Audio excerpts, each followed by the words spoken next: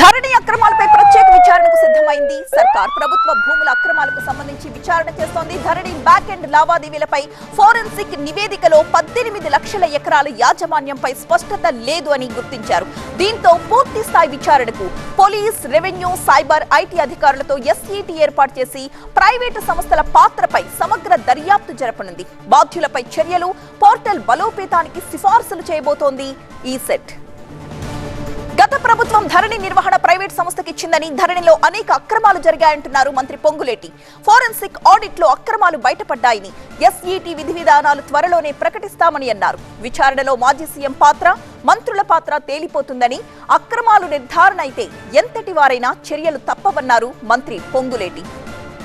ధరణి అక్రమాలపై SET ఏర్పాటు, Ponguleti comments కు సంబంధించిన పూర్తి డీటెయిల్స్ మా సీనియర్ కరెస్పాండెంట్ నారాయణ అందిస్తారు. రాష్ట్ర కేబినెట్ కీలక నిర్ణయం తీసుకుంది. గత ప్రభుత్వ హయాంలో ధరణి పేరుతో జరిగినటువంటి అక్రమాలు, అవినీతిపై విచారణకు నిర్ణయం తీసుకుంది. దీనిపై మంత్రి పొంగులేటి ఉన్నారు. అంటే ధరణి పేరుతో చాలా అక్రమాలు, అవినీతి జరిగిందని చెప్తున్నారు. అంటే దీని మీద సెట్ అనేది ఏర్పాటు చేస్తూ ఒక నిర్ణయం తీసుకున్నారు. అంటే ఏంటి దీని ఉద్దేశం ఏంటి? యథార్థం, రాష్ట్ర విభజన జరిగి మొదటి 10 సంవత్సరాలు ఏవైతే 2 పర్యాయాలు ఈ రాష్ట్రాన్ని పరిపాలించిన వారు భూములున్న ఆసాములకి పూర్తి భద్రతతో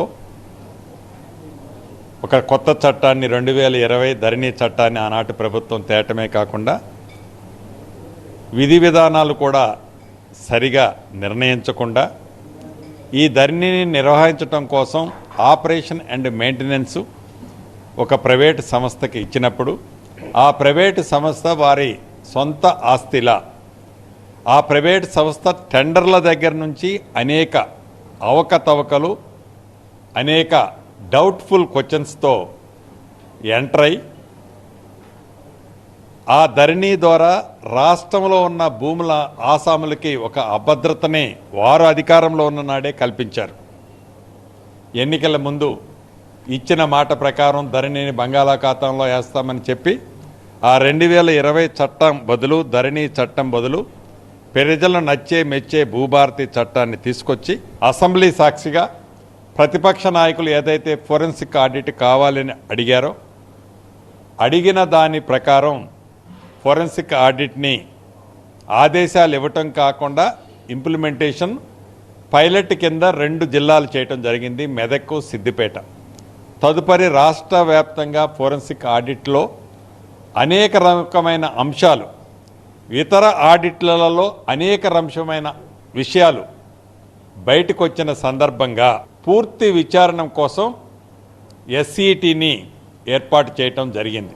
ధరణికి సంబంధించిన టెండర్ల అంశము దగ్గర నుంచి మొదలెట్టి ఇప్పుడు భూభారత వరకు జరిగిన అంశాలలో ఏవైతే ఒడదొడుగులున్నాయని, ఈ ప్రభుత్వం వచ్చిన తర్వాత ఒడదొడుగులున్నాయని అనేక పర్యాయాలు అవాక్కులు చవాకులు కొంతమంది నాయకులు మాట్లాడారో వాటన్నిటికీ పరిష్కారం ఉండే విధంగా ఈ సిట్ ద్వారా, ఎస్ఈటీ ద్వారా తప్పకుండా సొల్యూషన్ చూపిస్తాం. అంటే దీని వెనకాల ఎవరైనా రాజకీయ నాయకులు, గత ప్రభుత్వానికి సంబంధించిన ప్రజాప్రతినిధులు ఎవరైనా ఉన్నారు అని మీ ప్రభుత్వం భావిస్తుందా, లేకపోతే ఏమైనా రాజకీయ ఉద్దేశం ఉంది ఇది ఏర్పాటు చేయడానికి? ఇది రాజకీయంగానో కక్ష సాధింపు కోసమో వేసింది కాదు.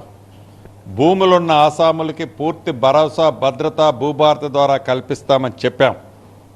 చెప్పిన మాట ప్రకారం రాజకీయ నాయకులు ఉన్నారా, మాజీ ముఖ్యమంత్రులు, మాజీ మంత్రులు ఉన్నారా, ఉంటే వారి పాత్ర ఏంటి, ఉంటే వారికి ఉన్న లాలూచి ఏంటి, ఇవన్నీ నేను too early to say. KTR మీ మీద పదే ఆరోపణలు చేస్తున్నారు. రెవెన్యూ మంత్రి పొంగులేటి శ్రీనివాసరెడ్డి, సీఎం భూదోపిడికి బాల్పడుతున్నారు, నిషేధిత జాబితాలో పెట్టి 30% ఇస్తేనే అని బెదిరిస్తున్నారు అనేది మీ మీద చాలా ఆరోపణలు చేస్తున్నారు. ఎవరు 30%, ఎవరు 40%, ఎవరు 420 అనేది రాబోయే కొద్ది రోజుల్లో తప్పకుండా సాక్ష్యాలతో పాటు ప్రజలకి, రాష్ట్ర ప్రజలకి, మీడియా మిత్రులు కూడా ప్రత్యేకంగా కూర్చోబెట్టి ఇవ్వటం జరుగుతుంది. చర్యలు తీసుకోబోతున్నారా దీంట్లో? ఖచ్చితంగా ముందు విచారణ పూర్తయిన తర్వాత చర్యలు. విచారణలో తప్పకుండా నిజాలు నిర్ధారణ అయిన తర్వాత తప్పకుండా ఎంత పెద్దోళ్ళు ఉన్నా చర్యలు తప్పవు కదా. ఖచ్చితంగా దీంట్లో ఎవరైతే బాధ్యులు తేల్తారో వారి మీద చర్యలు ఖచ్చితంగా మా ప్రభుత్వం తీసుకుంటుందనేది పొంగులేటి చెబుతున్నారు. ఎవరైతే ఆరోపణలు చేశారో దాన్ని ఖచ్చితంగా నిరూపించాలి. బాధ్యులు ఎంతమైన విచారణలో కనుక తేలితే మాత్రం ఖచ్చితంగా చర్యలు తప్పవు అనేది మంత్రి పొంగులేటి చెబుతున్నారు. కెమెరామెన్ అపారావుతో నారాయణ, టీవీ 9 ఖమ్మం.